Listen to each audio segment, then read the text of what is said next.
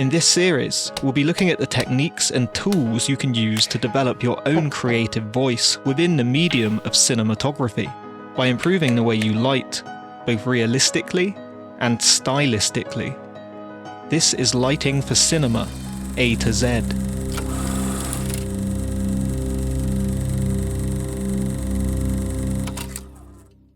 An accent light can be used to highlight both objects or areas within an image or scene.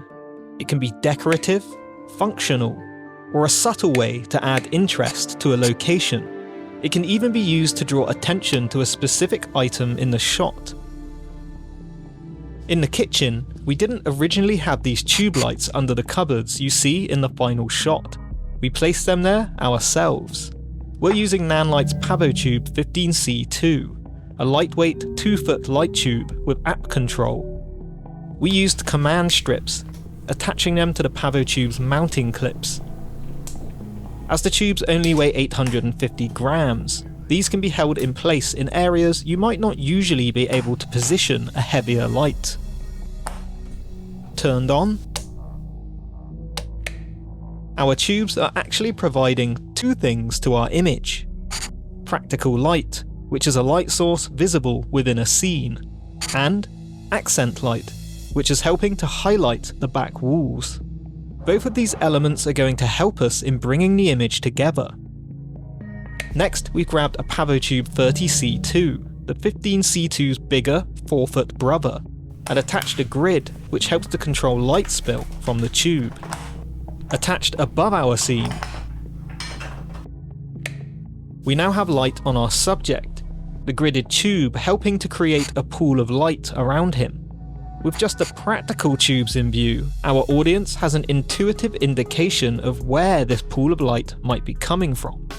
Subconsciously, we may assume there's another tube above, or link the pool of light to the already existing tubes in the image. This is the benefit to practical lighting. The accent light we've created on the walls aids our image further.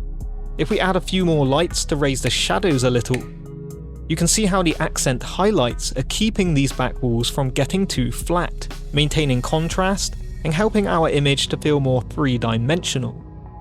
This added ambience was created with a second PavoTube II, simply taped to a kitchen counter off-frame and bounced from the tabletop, cupboards and objects on this side of the room. And the walls were subtly lit with a Nanlite MixPanel 150 in soft mode, creating an indirect bounce light from the white walls in our location. Removing both practical and accent light from the image gives us a more claustrophobic feeling. It's no longer just a moody kitchen scene, but something that feels more uncomfortable and boxed in. Adding them back in creates more contrast and dimensionality, maintaining the darker mood, but in a way that feels more realistic. Outside of cinema, we usually find accent lights as decorative or functional fittings.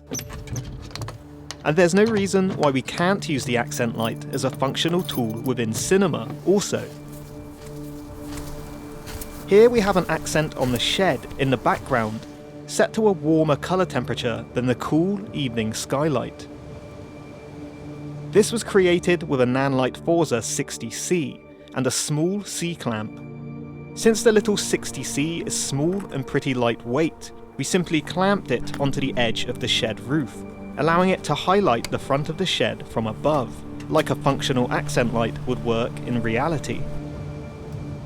But if we turn our accent off, we now technically have a better image. Our subject stands out more, as he's not competing with the exposure of the accent light. Dimensionality is important in an image, but in cinema, we use lighting to tell a story, and this can override the need for a technically perfect image. Turning the accent back on, we may flatten the image slightly, and draw attention back to the shed.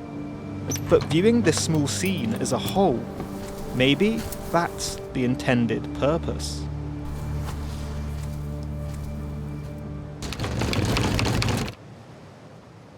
In part 2, we'll be looking at more lighting motivation with accent light, and we'll also be implementing accent light more subtly to highlight important objects in a scene.